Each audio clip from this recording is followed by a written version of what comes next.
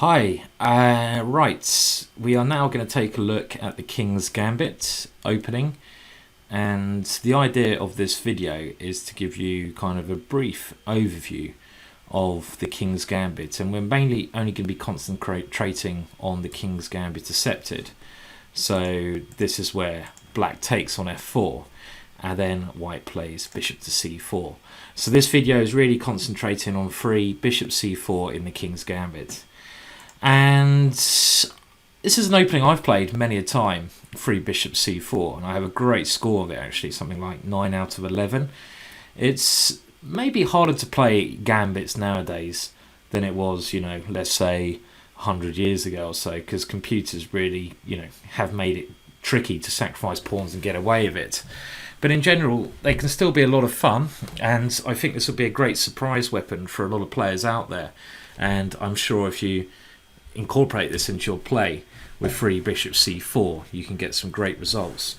Now, I took a lot of this information from a DVD, or to part one of 2 DVDs that I did for Chess Base on the King's Gambit. So if you want to look at the King's Gambit in more detail, I recommend you buy those DVDs from Chess Base, and you can get them from my shop at GingerGM.com. And that 2-part DVD deals with not just bishop c4, but also knight to f3 here. And if people are interested, I might do an overview on knight to f3 as well. I personally think bishop to c4 is a better move and a better way to play. Okay, so let me give you this overview then on the King's Gambit with bishop c4. And the idea of this really is in about 10-15 minutes, I'm going to speak quite fast, I'm going to give you an overview with the idea that you'll be able to play this from the white perspective and have fun with it. Now, obviously I'm not going to be able to go into too much detail, but this overview is why it's called an overview. So here, what can black play after bishop to c4? Well, I'll bring up the list of possible moves here, and we can see the variations are next to this. So I think the 2 most important moves here that white needs to know is what I call the old main line, and that is when black plays for d5. So that is something like knight to f6 here, and black aims to go c6 and d5. This is what I call the old main line. I love playing against this from the white perspective, so no worries there. And then there's the new main line, knight to c6, and this is a much more troublesome variation. This was recommended by John Shaw in his very good book on the King's Gambit. And the idea is, what does white play here? Because if you go knight to f3, then g5 is black's main idea here. So those are the 2 critical lines. Before we move on to them, let's just cover everything else. Now, queen to h4 check, I think, is perfectly fine move, and we'll come to this in another move order. But generally, white should be quite happy at this, because after king to f1, you're going to gain a tempo attacking the black queen with knight to f3, followed up by d4. And as we'll see later on in an idea of David Howe's, I'll show you, I had this as white against British champion David Howe, and that game went something like d6. As we're also going to see, white has a very important idea of going g3 at some stage in king g2. And this really tries to make benefit to the king being on f1. For example, my game against David Howe now went d4. Worth noting, I'm not rushing with knight to f3. I'm not rushing with this move. And now something like knight to c6, knight to c3, something along these lines. I think this was played. And now something like g5. And the important move to remember is this move g3, when your knight is defending the e4 pawn. So as a rule, against queen h4 check, I actually leave my knight on g1 and I go d4, knight c3, and then I try to get this g3 move in. And this is what your basic strategy should be. And if black takes on g3, you might think, well, what's white's idea here? This looks crazy. Well, the idea is now to come king g2. And this is a very nice idea, actually, and this can give you great play. I mean, for example, black can't take on h2 because rook takes h2, is, well, you can play this, but this gives white quite tremendous play after something like this. So this is the general idea. Okay, you have to get the move order right, but g3 is an important concept to remember. And it's strange that not many players go queen h4 check anymore, so you don't really need to worry too much about that move. What else can be played? Well, d6 is another version really of queen h4 check. And as we're concentrating with the bishop c4 line, one bit of advice I give is to delay moving your knight to f3, because then you transpose back into the other main line. So you normally always go d4 in these variations. And as we're going to see, often the knight comes to e2. So again, showing that last line, we can get to it via a different move order, something like here, king to f1. What if black tries something else here? Well, he can go for some interesting knight to f6 idea, trying to come in to f2. When you can, again, in the King's Gambit, you have to be brave. So something like knight to c3, and if knight g4, you just have to be brave in the King's Gambit. Queen e2, and if he takes on h2, you just have to sack, with ideas knight d5, and bishop takes f4. I mean, these kind of things are just typical for the King's Gambit. If you're not willing to sacrifice and take risks, you're not playing the right opening. So, you know, this is just a typical like kind of idea. When you get your knight to c3, it often comes into d5, worth remembering. So generally, if black plays d6 in these positions, you can just continue d4, and you don't really need to worry too much. Things probably transpose. It doesn't really help black's cause. Anything else we need to worry about? Well, if g5, this is one reason why it's very good to delay the knight on g1, and g5 is just considered an error here. Your normal move against g5 in a number of positions, especially when your knight is on g1, is h4, and this nearly always gives white very decent counterplay, because if you imagine the knight's on f3 here, black has g4 attacking that knight, but here black cannot play that line, and his pawns on f4 and g5 become extremely weak. You can go d4 next as usual and target them, and really we don't need to look at this line because g5 is met by h4. Okay, anything else? Well, we're going to come to the main line soon. Let's just cover everything else very briefly.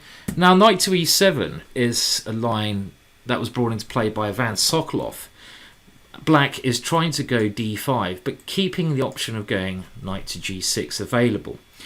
Now, d4 here is maybe playable, but then you allow black to play d5.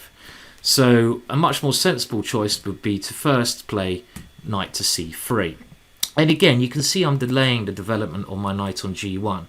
I'm kind of stopping d5. And now after something like c6, this is different to the main line because black's knight is, in my opinion, worse placed on e7. Obviously, black's aiming to go d5. You can move your queen to h5 here. I've done that. But even queen to f3, I think, is safer. Because when you move your queen to h5, for example, if you go there straight away, black can often go knight g6, and he has queen to h4 check, swapping the queens off. And also, your queen on h5 looks aggressive, but black can also go d6, knight d7, knight to f6 when it comes to target. But simply in this line, queen to f3, again, you're trying to stop black from going d5.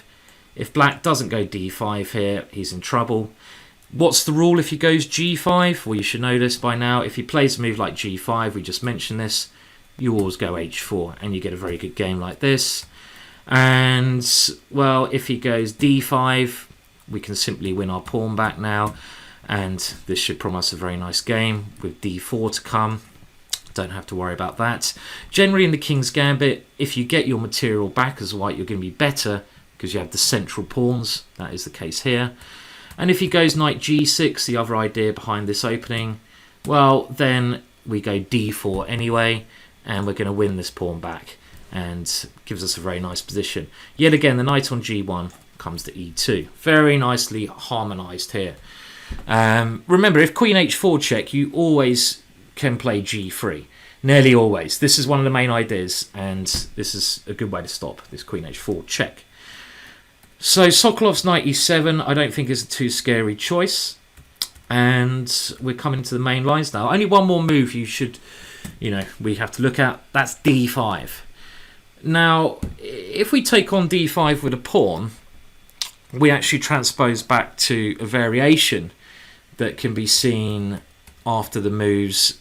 Instead of black taking on f4 straight away, if black plays d5 here, and then we take on d5, he takes on f4 and bishop c4 here, which I think is superior for black. So in our line, we take on f4. Black's trying to get the same thing after d5 here, but we don't go pawn takes. Why would we close in the bishop on c4? Instead, bishop takes d5 makes a lot more sense. Keep the bishop open, keep our pawn structure nicely tucked away.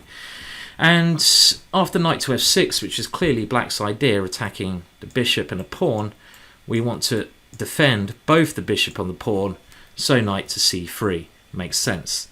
And I think white is better in this position. You have the two pawns, you've won your pawn back. I mean, the main line that people used to play was bishop to b4, and now you simply develop with knight to c3, knight to f3 here. Black should certainly take on c3 in this position, otherwise white has nothing to worry about. And here, an important thing to remember, you should take with the d pawn. And this is often the case in these lines when black takes on c3. You take with the d pawn so we can recapture the pawn on f4 with our bishop. And we have the advantage of two bishops here, and there's been an ending that's been tested. I think white's better after, for example, c6, bishop c4. Now the queens come off. Castles, for example, and bishop takes f4 here. And this position I consider better for white. Something like knight takes e4, rook e1, and we can see that white's two bishops give him very nice play. And also, white's pieces are much more active than black's. This has been tried in practice, but white is better here, so we don't have to worry about that. So what about the old main line? I know I'm going very quick and fast here. I'm trying to cram everything into this video just to give you an overview. Can you remember what the old main line here was here? Well, that was knight to f6, with the idea of going c6 and d5. Well, of course, against this, we should develop a piece, defend our pawn, and take aim at d5. So how do we do that? Knight c3, of course. Now, there are other moves to we have to know about. Instead of c6, with the idea of going d5. One very beautiful line, a novelty I found, was after bishop b4, I generally want to take advantage of not going knight to f3 here. And I had this against Grandmaster Parker, where I played knight to e2. And this looks like a very interesting and rare try. Just going to show you one very interesting novelty I found. And that was after a complex line here. I mean, if white's given a chance, you simply want to win your pawn back. If you can win your pawn back, you have the centre, you have the advantage. So after knight to e2, it makes sense for black to complicate things at knight takes e4. When we play in King's Gambit style, castles kingside. Quick development is key. Black's going to have to castle himself here, and now we see why I like putting my knight on e2 in this line. I love the knight coming in this way into black's position. And even though we're a pawn down here, I think white has great compensation. Open f-file, bishop attacking f7. I really like this position. Queen coming into h5. Notice the knight is not on f3, so it's not blocking the queen in. And there was one lovely line here I looked at. I'll just show you, because this is a beautiful King's Gambit line. If knight takes c3, remember what you take with. It's all about quick development. We take with a d pawn. Don't worry too much positionally here. You're a pawn down. You need to get your bishop in the game. Black obviously checks. King h1. And now, given a chance, we are going to put something on d5 probably. So black can try c6 with the idea of playing d5 himself. But now a beautiful novelty which I found, so I'm going to take credit for this one, knight to d5. And this gives you a winning position. The point is, knight to f6 check is actually a threat in some positions with the queen coming in. And if black takes a piece, we take with our queen, and black has to do something like queen e7. All of white's pieces fly into the game, and a disaster is ready to happen on f7. You can analyse this yourself if you want. One line I looked at was queen d6, queen f5, keeping on f7, knight c6, last piece comes in, b6, and now bishop takes f7, and the rook swing. The rook coming around to target this. And even over a piece down, black is helpless to the attack. So that's a beautiful, typical line there. So c6 is the normal line. And here we should continue with d4. Again, delaying the development of our knight on g1. And after d5, we should take on d5. Now, where do you put the bishop on c4? Well, as a rule, I think it's always best to put this bishop on b3. On b3, you keep the pressure up against this isolated pawn on d5, which black can't defend with another pawn. And this bishop can often just come into the game on this diagonal. And the main line here is something like bishop to d6. And now where do you put this knight on g1? Well, the reason I like the bishop c4 line so much is it comes to e2. And again, this is a position I really like. We can castle kingside, try to take back on f4 with a piece, giving us good play. We don't ever have to worry about f3 because now we can castle queenside. For example, pawn takes f3, castles bishop g5. We will continue queen d2, castles queenside here. This looks like a fun way to play. And one line I had against very strong Marcus Rager from Austria, Austrian #1, was castles now. And again, if I can go knight takes f4 here, I've got a lovely position. d5's dropping. My opponent played g5. I went a bit wrong here. I think a very good line here. I didn't stick to my own rule against g5. What's your normal attack? And the normal move would be h4. And after h6, here, a very complex line, which looks promising for white, is g3. Opening up the king side when white's pieces are going to be slightly better placed for the attack. Again, we could go into lots of detail here, but this is really the only thing you necessarily have to know in the main line, and this gives you great play. The key points in the main line are, if knight to f6, you go knight to c3, and if c6, you leave your knight on g1, you go d4. Where do you put the bishop on c4? It goes to b3. And where does the knight on g1 goes? For example, against bishop b4, you do the same thing, knight to e2. And this is a very nice position. Now, the main danger with this whole opening is after this move, bishop to c4, is the move knight to c6. And this is a very flexible and crafty move, like I said, made popular by John Shaw. And the idea of this move is to wait and see what white plays. Now, if white goes knight to f3, then black can play g5. Now, I'm going to recommend this little line as a very simple way to play. The problem is if you go d4 here, you can run into some slight problems. For example, we won't bother looking at that because I'm not going to recommend it, but I mean, I would stick to knight to f3, transposing back into another line when, okay, if you can go d4 and castles, things are okay. And the only challenge to this line now is g5. Against this, if black did not have this move, white would go d4, castles kingside, try to take the pawn back on f4 with a very promising position. So g5 is the only critical choice. Now, I think your best plan here is to play in gambit fashion with castles. And I think black should now play a move like d6. If black continues to charge ahead with g4, rather than going too crazy here, I think it's best you keep your knights on f3. So a simple move like knight to e1 is the best chance. And this is actually, I think, absolutely fine for white because f4 and g4 are on pre, so you're probably going to win back one of these pawns. As well as this, you have the d pawn coming up the board.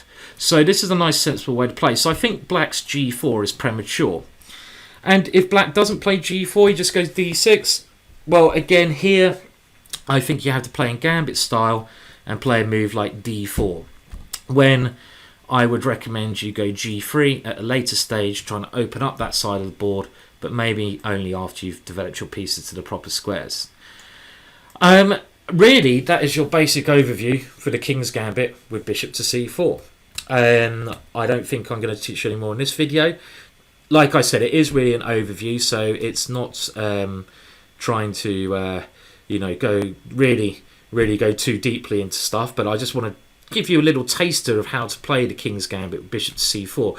I mean, it's really, if you enjoy playing chess, you play blitz chess on one of the great chess sites like chess.com, then now you have a great chance to enjoy yourself with some of my basic ideas with this. I will be providing Tony with a PGN file to this as well, so that should give you a little bit more information on it. I mean, to be honest, I think at top level you won't see any grandmasters playing the King's Gambit anymore because computers have worked out good defences. But I still think it's a great weapon, and it, you know, if you want to be a chess player, you have to play the King's Gambit once. You are not a chess player until you play the King's Gambit once. So give it a go, enjoy yourself. Bishop to c4 can still lead to some very entertaining positions, and I hope this video has kind of just whet your appetite without going into too much detail. It does look at the moment that John Shaw's move, knight to c6, is the main threat to the King's Gambit. But anyway, that's all for now. Let me know how you get on with the Gambit, and like I say, if we get good response, I'll try to do more videos. Okay, cheers, bye.